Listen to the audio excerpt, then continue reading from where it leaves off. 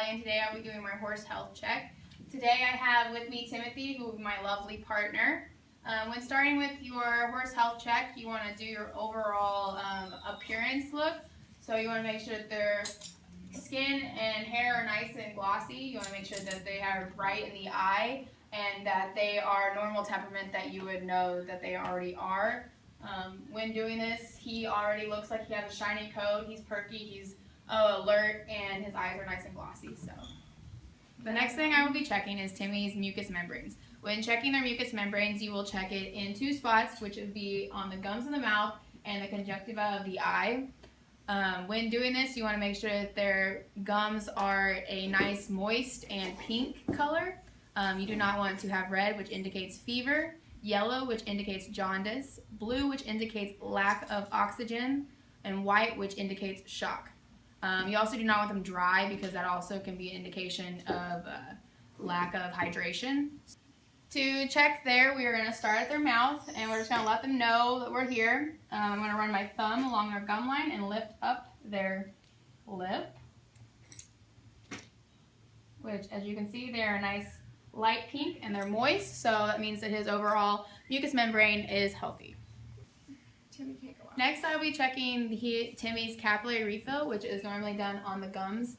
When doing this, you're going to press your thumb on their gums and pull back and see how long it takes for them color to return back to his gums.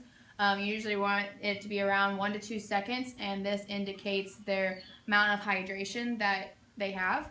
So to do this, you're just going to let them know you're here, lift up their gum, then you're going to press your thumb on it. And as you can see, that the color returned back within the time of 1 to 2 seconds, so his capillary refill is fine. The next thing that I will be demonstrating is how to take Timmy's pulse, which can be done in 2 different places. You can do your external maxillary artery, which is along the jawline, and then your radial pulse, which can be done behind the knee. But what I'm going to be demonstrating is underneath the jawline with the maxillary artery.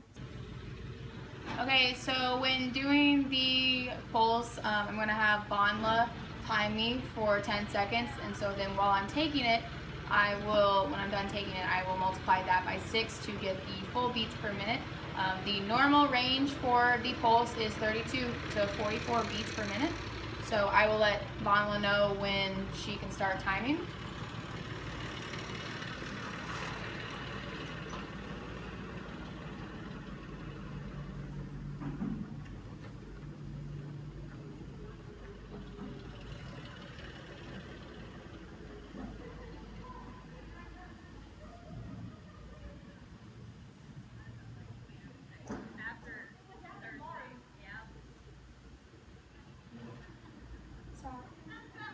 So I got 6 beats per minute, so multiplying 6 by 6, I get 36 beats per minute. So he is in the range of 32 to 44 beats per minute, so his overall health is, his pulse is good. Because he's been standing, normally he has more of at rest pace. It would be increased if he was at work or just been worked. So being that he is at rest, so he has normally a lower pulse. Next I'll be doing is the digital pulse. The digital pulse you normally will be found if there's any kind of foot injury such as laminitis or anything like that. You normally do not want anything of a bounding pulse because that's usually the indicator. To do so, you're going to check behind the pastern or the fetlock. It's really depending on what your choice is and where you can find it the easiest, if there is anything. So to do so, you're just going to run your hand along their leg, let them know you're here, and normally I like it behind the pastern, so I'll come down further down.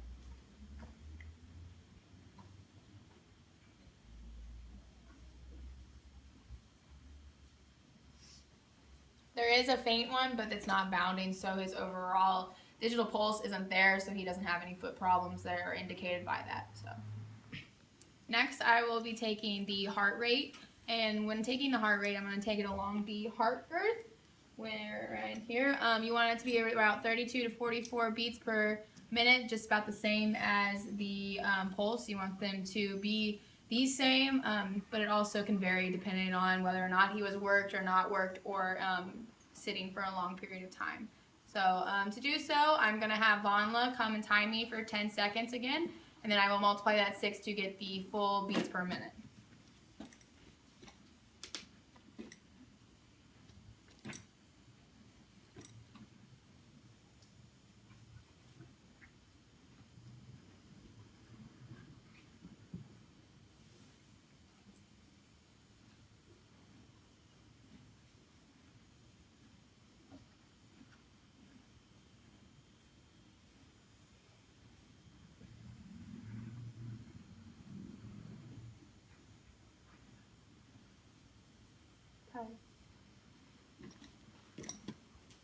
So I got about 6. So 6 times 6 is 36. So being that he is in the range of the 32 to 44 beats per minute, so his overall heart rate is the same as his pulse, so his overall heart rate is good. The next thing that I'll be doing is the respiratory rate, which the respiratory rate is usually 8 to 16 breaths per minute, and is done by me watching the flank area go in and out. I'm going to have Vonla record me for 10 seconds, and then I'm going to multiply it by 6, which will get me the whole entire breaths per minute.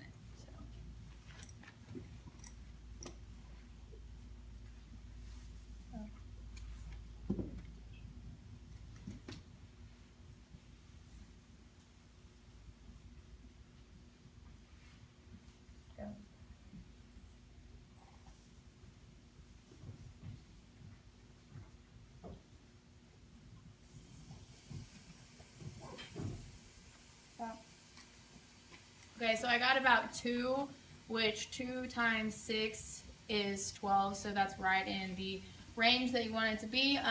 He is at rest. He's been standing here for a while, so that means that he is a little bit on, he's not high in respiratory rate, he's also not low in respiratory rate, but if he would have been worked before, or did anything extensive kind of exercise, his breaths per minute would have gone up, but overall his respiratory rate is fine.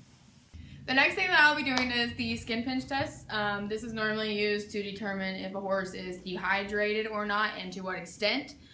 You normally want them to do 1 to 2 seconds when you pinch the skin. Being that Timmy is an older horse, his skin isn't as pliable as it once was back in his days. So now it may tint up a little bit longer than normal, but it should still go down in a relatively short amount of time. So to do this, let him know we're here on the neck, and we're just going to tint it. So it was about 3 seconds, so that's about normal for an older horse. You still want it brown to be 1 to 2 seconds, even though he is an older horse, but even though he is, he's still fine, and he's overall hydrated for a horse.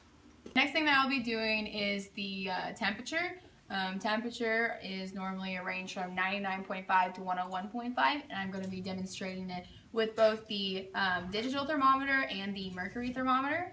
Normally we'll start out with the digital thermometer when we take in the temperatures, just because it's easier and it's faster. But then we will, if it's on that verge of being whether or not they have a fever or do not have a fever, we'll put the mercury thermometer in, which usually runs a little more accurate than the digital thermometer. So to demonstrate, I'm going to start with the digital. And so I'm going to start by sticking my finger in it and rubbing Vaseline on the tip of it to allow for the tip to go in easily and in the anus. I'm going to turn it on, wait for it to clear. I'll let the horse know that I'm here. And then when you insert the thermometer in the anus, you want to do it at an angle along the wall, because if you insert into feces, that could make an error in the reading of it. And the timer went off, and it is 99.5, so that is a good temperature for Timmy, since he has been standing here for a while and he's at rest. The next I will be demonstrating is the mercury thermometer. And when doing the mercury thermometer, you always want to shake it down because it'll normally sit at the room temperature. So while shaking it down, you want to shake it below. Normally I want to do 95 is what they normally do.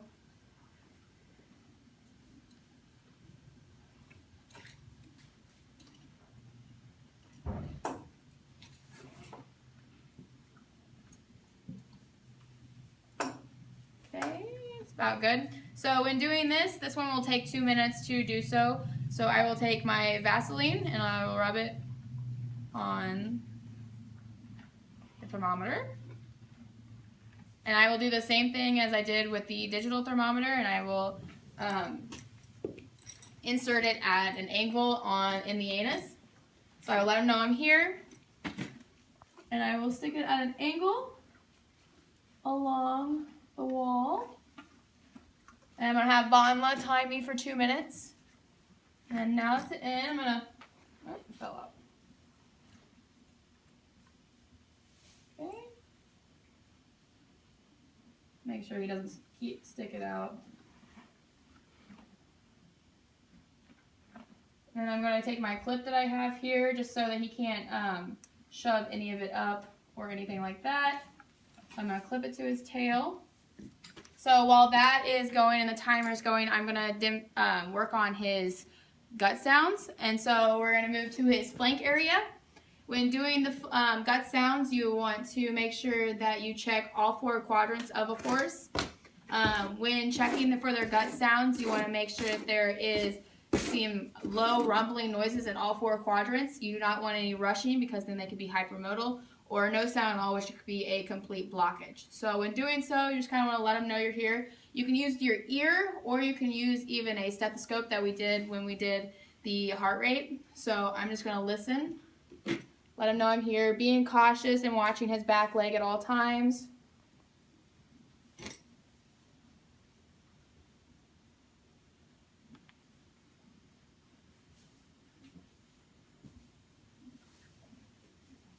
So he had sounds in both of those, so I'm going to go around the other side, let him know I'm here.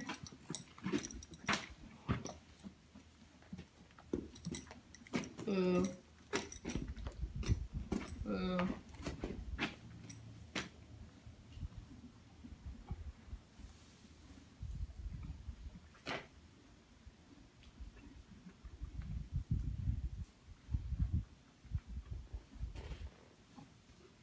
So there's sounds in all 4 quadrants of Timmy's.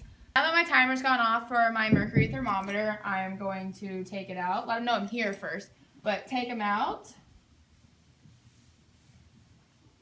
And I want to unclip it. I usually like to wipe it off just so I can read it.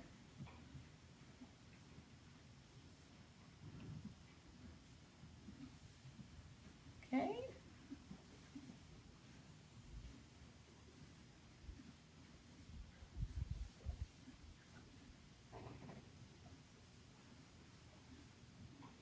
It's at a solid 100, so he is about right in the middle. So knowing that this does run a little bit higher than the digital thermometer, so it's a little more accurate than what I got before, but seeing that his temperature is good, so he's overall healthy when it comes to his temperature.